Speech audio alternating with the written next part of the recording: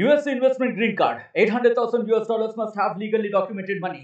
Exit period after 3 years. Shuda LP 6302946180. ఖచ్చితంగా మా civil supplies కార్పొరేషన్ని ఫైనాన్షియల్గా స్టేబుల్ చేయబోతున్నాం. రాబోయే మార్చి కల్లా కనీసం 10,000 కోట్ల రూపాయలు బకాయిలు తగ్గించడానికి ఒక ప్రణాళిక సిద్ధం చేసుకున్నాం. బ్యాంకులకి చెల్లించాల్సింది ఉంది. తప్పకుండా వాళ్ళకి ప్రాధాన్యత ఇచ్చి వాళ్ళు కూడా రాబోయే రోజుల్లో రైతులను ఆదుకోవడానికి ముందొచ్చి క్రెడిట్ ఫెసిలిటీస్ ఎక్స్టెండ్ చేసే విధంగా బ్యాంకర్స్ని, ఫైనాన్షియల్ ఇన్స్టిట్యూషన్స్ అందరిని కూడా సహకరించమని నేను కోరుతున్నాను. ఎందుకంటే చాలా నిజాయితీగా పనిచేస్తాం. కనీసం 10,000 కోట్ల రూపాయలు మార్చి 31వ తారీఖు కల్లా తిరిగి వాపస్ చెల్లించడానికి ఒక ప్రణాళిక సిద్ధం చేసుకుని మేము ముందుకెళ్తున్నాం.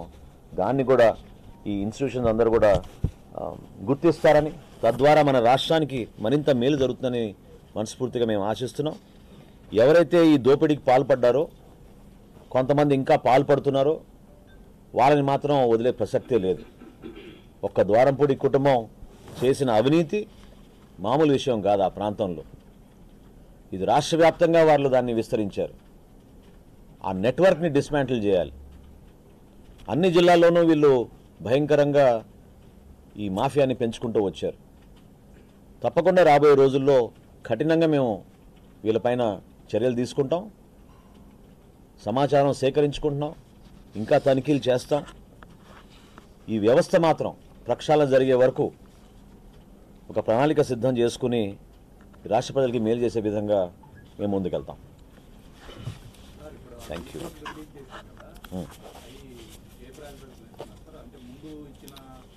ఫస్ట్ అందరికన్నా ముందు పాపం ఎవరైతే రైతులు ఆ ధాన్యాన్ని అందించారో మేము కొనుగోలు చేసామో వాళ్ళకి ప్రాధాన్యత ఇచ్చుకుంటూ లిస్టు తయారు చేసి దాని ప్రకారంగానే ఇచ్చుకుంటూ వస్తాం.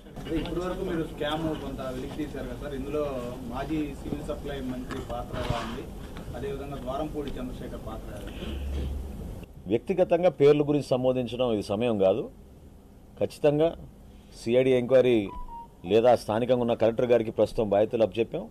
వాళ్ళు మాకు అందించిన వివరాలని బట్టి తప్పకుండా మేము ఫర్దర్ స్టెప్స్ మేము తీసుకుంటాం.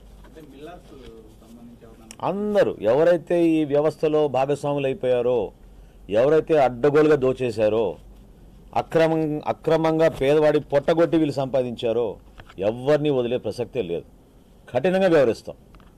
అది మా బాధ్యత, మా విధి. డెఫినెట్గా చేస్తాం. చాలామందికి ఆల్రెడీ తెలుసు ఆ పేర్లు. అధికారికంగా మేము చెప్తాం కొన్ని రోజుల తర్వాత. చెప్తాం. లేదండి, ఇంకా ముందు మేము మా ప్రక్రియ మేము పూర్తి చేసిన తర్వాత చేస్తాం. ఒక్కొక్క ప్రశ్న తీసుకుందాం. సారీ, ఒక్క నిమిషం చెప్పండి. అవునండి, మేము ఆల్రెడీ టెండర్లు పిలిచామండి. ఎందుకంటే దుర్మార్గంగా వాళ్ళు వ్యవహరించారు. చాలా నెలల నుంచి పాపం ప్రజలు ఎదురు చూస్తున్న కందిపప్పు కానీ పంచదార కానీ వాళ్ళు సరఫరా చేయలేకపోయారు. ఆ చర్యలు చేపట్టాం. బహుశా ఇంకా నెల రోజుల్లో అది ఒక స్టేబుల్గా అయ్యేటట్టు మేము చేస్తాం. సారీ, ఒక్క నిమిషం.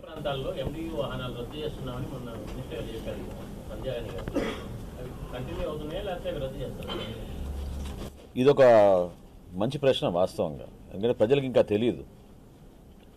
ఈ మాఫియాలో ప్రధాన భాగస్వాములు ఈ ఎండిఓ యూనిట్లు. ఆ విధంగా క్రియేట్ చేశారు గత ప్రభుత్వం.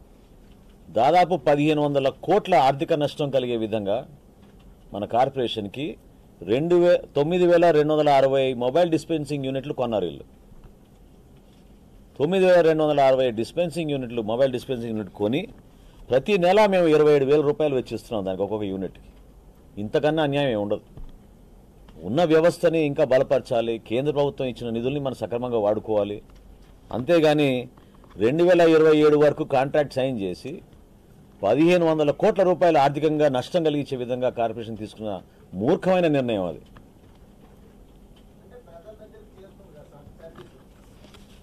తీసుకుందాం మనం అందరూ ఎవరైతే దీంట్లో స్టేక్ హోల్డర్స్ ఉన్నారో అందరితో సంప్రదించి మేము నిర్ణయం తీసుకుంటాం. అందులో ఏం ఇబ్బంది లేదు. నేను సమాధానం ఆల్రెడీ చెప్పాను మీకు. We will consult all stakeholders and then come to a conclusion. Thank you.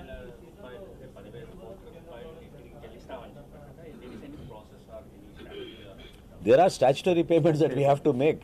It's a responsibility. ఖచ్చితంగా మేము ఫైనాన్షియల్గా స్టేబుల్గా ఉండి ఒక మంచి మెసేజ్ తీసుకెళ్లే విధంగా ఒక బాధ్యతతోటి, course with the support of the state government, తప్పకుండా ఈ బ్యాంకర్స్కి, ఫైనాన్షియల్ ఇన్స్టిట్యూషన్స్కి సివిల్ సప్లైస్ కార్పొరేషన్ ఆంధ్రప్రదేశ్లో అద్భుతంగా పనిచేస్తోంది, ఒక నమ్మకంతో వీళ్ళకి మనం క్రెడిట్ ఫెసిలిటీస్ అందించవచ్చు అనే విధంగా మార్చి కల్లా మేము తీసుకొస్తాం. అదే ఈ 3,000 కోట్లు ఆల్రెడీ రిలీజ్ అయింది, బ్యాంకర్స్కి ఇవ్వాల్సిన 2,000 ఇవి.